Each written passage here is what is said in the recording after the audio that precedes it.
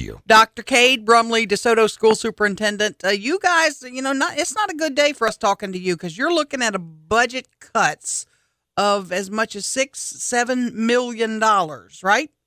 Well, it's a good day because our kids are going to school and they're getting an outstanding education in DeSoto Parish. Just unfortunately, we're having to deal with more decreases in revenue. You guys, I've been talking to you as superintendent since 2012, and each year I've been forced to cut the budget. Where's the money? Where's the money falling short?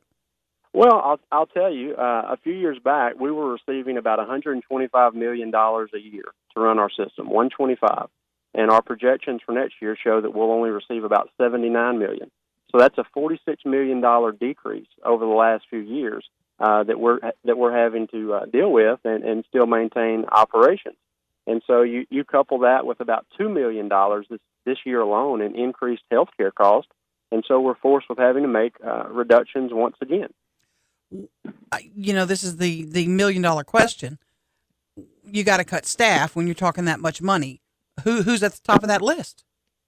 Well, first I want to share that one of the things that's absolutely important to me is making sure that we are spending less than we're bringing in, and also I refuse to ask anyone for a tax increase. I'm too conservative to do that, so we're going to live within our means.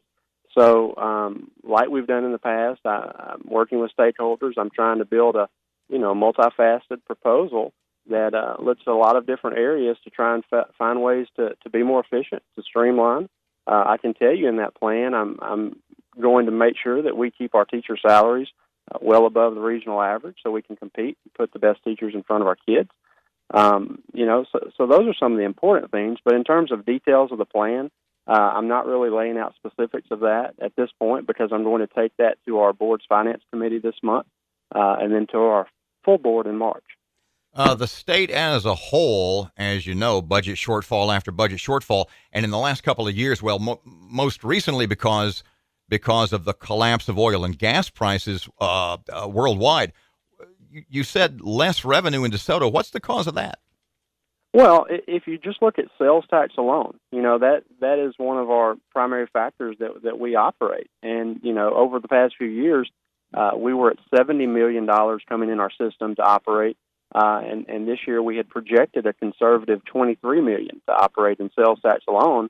And because of downturn in the local economy, we're only going to get about $17 million this year. So people, just aren't spending money in the local economy. And you can see that across, all sectors. But more than anything, it's related to oil and gas. If you go to the pump and buy gas, that's nice right there. But there's an impact that you have in terms of governmental services. You as a school superintendent certainly don't live in a bubble, and I'm sure you're on the phone or emailing or texting or whatever other school superintendents across the state. Is this a problem that other districts are facing? I don't think that it's. I haven't heard of anyone who is facing it as severe as we've faced it over the past few years. In fact, I've never heard of any district that's faced it as severe as we faced it these past few years. I mean, you're talking about a 30% revenue decrease over the last couple of years. Yeah, well, our operational budget next year will be 37% less than it was just a few years ago. And so you can't have everything the same way that you always had it with that. So we have to find creative ways, and we will find creative ways to continue to make sure DeSoto is the premier school district in the state of Louisiana, and we'll do it. Cade, we got to ask you, because when you see that much revenue drop, but your enrollment numbers are still going up, right? That's right. We keep growing.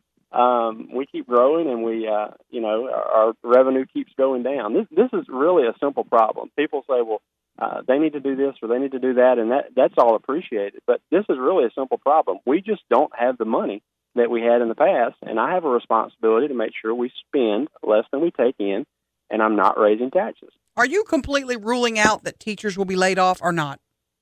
I do. Look, we did this a few years ago, and we reduced 101 positions, and through that reduction, actually only about 20 employees ended up losing a job.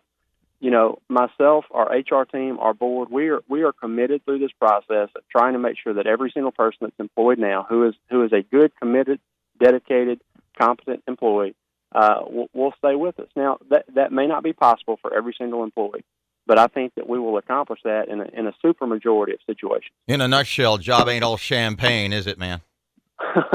We're going to get through it. I'm glad that I'm in the position that I am to try and help work this system through it, and I believe the best is yet to come. I really do. And message to teachers this morning before we let you go.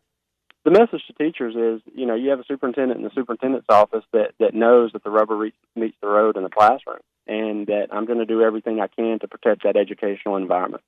Dr. Cade Brumley, DeSoto School Superintendent, thanks for your time today. All right, guys. Thanks for letting me share this information. You bet. Always a pleasure, Cade. Thank you.